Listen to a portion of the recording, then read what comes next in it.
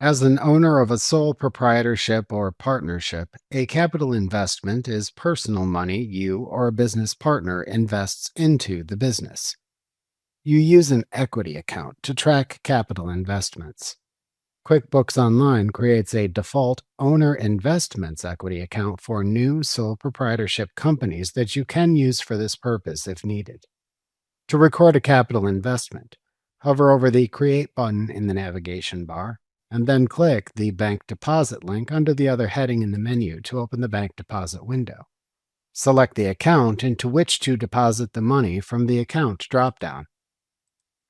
Then select the Deposits Date from the Date Calendar selector field.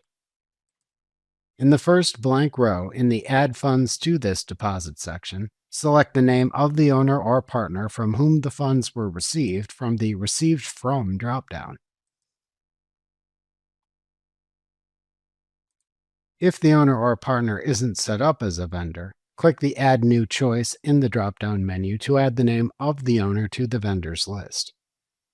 Then select the name of the equity account used to track capital investments from the adjacent Account column, like the Owner Investments Equity Account, for example. You can enter a description of the investment into the Description field.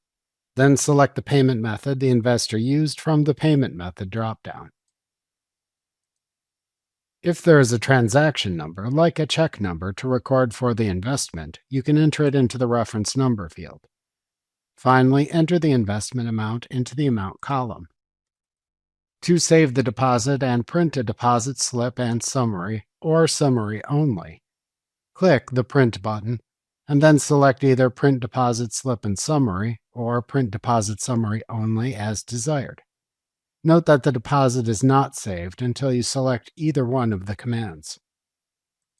Alternatively, to save the deposit and then create a new deposit or close the window, either click the drop-down button at the right end of the toolbar to perform the current choice shown, or click its drop-down arrow to select the alternate choice from the pop-up menu.